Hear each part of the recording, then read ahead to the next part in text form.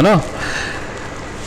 हम क्या कर रहे थे, लास्ट टॉपिक हमारा था इरिगेशन। अभी स्टार्ट करना है। इरिगेशन क्या होता है पहले भी समझो। इरिगेशन का मतलब क्या हुआ, खेतों को पानी देना, प्रॉपर टाइम टू टाइम खेतों को पानी देते रहना पड़ता है, क्योंकि अगर हम खेतों को पानी नहीं देंगे तो सबसे बड़ी चीज़ है प्लांट को अपना नेसेसरी मिनरल्स कैसे मिलेंगे, पानी की मदद से ही तो लेता है प्लांट।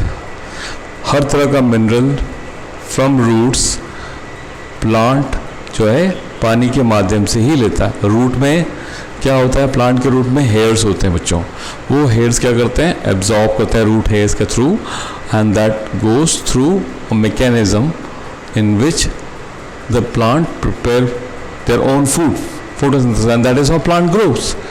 देखो, all living beings need water to live. Water is important for the proper growth and development. Water is absorbed by plant. Along with water, minerals and fertilizers are also absorbed. Plant contain 90% of water. It's essential. Germination of seeds से लेके even seed germination doesn't take place in the dry situation. सूखी condition पे seed germination नहीं होता, right बच्चों। So nutrient dissolve in water, transported through each plant, and water protects the crop from getting frost and hot air currents.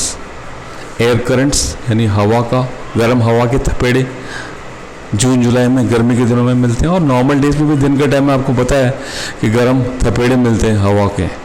तो they have got sufficient amount of water to maintain the moisture of the soil, to maintain the healthy crop growth in the field. Is water regularly. Supply of water to the crop is called in regular interval is called irrigation. ठीक है बेटा, तो अपन कर रहे थे irrigation techniques. Now crop to crop this water retaining capacity varies. In summer frequency of watering should be higher, क्योंकि summer में क्या होता है, पानी बहुत जल्दी इवापोरेट होते रहता है, तो हमें बहुत रेगुलर इंटरवल में पानी देते रहना पड़ता है, right. Now frequency of watering is higher and the rate of evaporation is also very rapid. Source of irrigation we know, wells है, ट्यूबवेल्स है, पॉन्ड्स है, lake, water dams and canals. ये दे रखा अपना ट्रेडिशनल मेथड्स हमारे। एक तो माउट सिस्टम दे रखा है जिसमें लोग पानी लगातार वेल से निकाल के डालते रहते हैं पुली सिस्टम से। फिर है chain pump system. Chain pump system में क्या होता है, regularly water is been pumped through the mechanism. दूसरा है तुम्हारा डेगली सिस्टम है। तीसरा है तुम्हारे राहत जिसमें दे रखा है लिवर सिस्टम मैकेनिज्म से, जिससे पानी लगातार फील्ड्स पे। और फिर मॉडर्न मेथड्स में दे रखा है यहाँ पे, जिसमें economically which is used sprinkler system, है ना। स्प्रिंकलर सिस्टम में क्या है, even in the even lands, uneven lands sufficient water is not available, perpendicular pipes are there, perpendicularly pipe को लगा देते हैं, स्प्रिंकलर सिस्टम से वाटर जाती है, पूरी वाटर नोजल के थ्रू से फेंकते। तो ज़्यादातर अपने बड़े बड़े किसान भाई आज देखते होंगे, ये लोग आजकल स्प्रिंकलर सिस्टम अडॉप्ट करते हैं। स्प्रिंकलर सिस्टम में जॉइंट्स होते हैं, पाइप जॉइंट्स, रेगुलर इंटरवल में आप पाइप जॉइंट्स लगा लो, and under pressure through pump water escape through the nozzles and sprinkle over the crop. It's like raining. Useful for lawns, coffee plantation के लिए useful है, other crops है।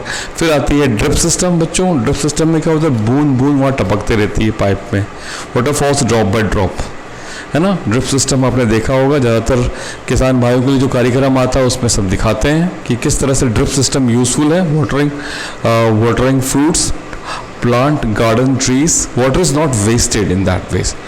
It is the boon. Available water is less sometimes, some places. So we make use of water in a better way. Protection from weeds. ये weeds मैंने पहले ही बताया था बच्चों, which is unwanted things which are grown in the plants, especially within the plant. तो हमें time and again weeds को remove करते रहना चाहिए। Undesirable plants बोलते हैं। The removal of weeds are called weeding. So system of removal is called weeding. ये definition wise भी आपको तैयार होना चाहिए, weeding किसे कहते हैं, removal of the unwanted plant। ठीक है, क्यों ऐसा ज़रूरी है, क्योंकि ये जो नेसेसरी न्यूट्रिएंट्स जो सॉइल मेंटेन कर रखे, जिस क्रॉप के लिए जो सॉइल न्यूट्रिएंट्स होता है वो प्रॉपरली वो क्रॉप के लिए सॉइल न्यूट्रिएंट मिलता नहीं। It has to be removed again and again, right बच्चों। Even it interfere in to growth of the crop, weed interfere in the harvesting, They may be poisonous for animals and even human beings. Farmer adopt many ways to control this weed. Tilling है before sowing the crop, uprooting the and killing the weeds. Yeah, they are dried up and mixed with the soil. But best time is to removal of weed is to produce when they produce flowers and seeds. Manually removal होती है, include physical removal, uprooting और cutting down this from the crop. खुरपीस है ना, या seed drill से uproot करना. Weed is also controlled by using weedicides 2,4D. ये chemical होती है जिससे अपन स्प्रे कर देते हैं kills the weeds. They do not damage the crop. Weedicides are diluted with water, extended and sprayed on the field. Weedicides अपन देख सकते हैं, फिगर में दे रखा है spraying here in 1.6 figure. How weedicides are used? Now weedicides sprayed on vegetable growth, flowering, before flowering, the seeds formation. The spraying weedicide may be helpful, may affect the health of farmers. So they should use the chemical very carefully. Nose and mouth should be properly covered. ठीक है बच्चों, फिर आती है last but not the least, that is called harvesting. तो harvesting का मतलब आप समझते हो बच्चों, फसल आपने ले ली, अब उसकी कटाई का समय आ जाता है. वो तब होता है जब फसल पक जाती है, फसल तैयार हो जाती है. तो we must have the method of harvesting. Harvesting का मतलब cutting the grains, cutting the crop after being mature. The crop are pulled out और cut 3-4 months usually it takes to sell crop for maturing. Harvesting in our country is manually done by sickle or harvester. ठीक है, बड़े से harvesters होते हैं. यहाँ पे देखो थ्रैशिंग दे रखा है. Harvesting they combine with a machine which carried out combine harvester and thresher, दोनों चीज़ दे रखा है बच्चों. यहाँ आपने देखा होगा मशीन में, यहाँ पे big harvester is there. Sometimes tubs are left in the ground, burned by the farmer, worried, and that causes pollution and catch fire and damage the lying crops nearby. Farmer with the small holding of land, and they have got winnowing techniques, grain and shower winnowing, by which winnowing machine से क्या होता है साहब, ये unwanted byproduct को remove कर देते grain को. ठीक है, and proper grains are to be collected at one place. ठीक है बच्चों, okay. Then the last is the storage. तो वो बच्चों, यहाँ आती है मैनेजमेंट वाली बात. अगर प्रॉपर हार्वेस्टिंग आपने कर लिया, प्रॉपर फसल और पैदावार आपने ले ली, now the storage sense the food grains which have been cut are to be cut and to be taken to a very safer place which is meant for big godowns, where airy godowns should be there. It should not have moisture there, and we must have the proper sacks. जो बोरे जिसमें भरा जाता है वो भी नमी लिए हुए नहीं होना चाहिए, पूरा ड्राइड होना चाहिए, क्योंकि अगर बैक्टीरिया या किसी तरह का कोई मौत उसमें रह गया तो that is suppose to affect the food grain which is been packed inside the bags. Now, storage produces important tasks. Harvesting grain can be kept for the longer time. It should be away, safer from the moisture, safe from moisture, insect, rat, microorganisms.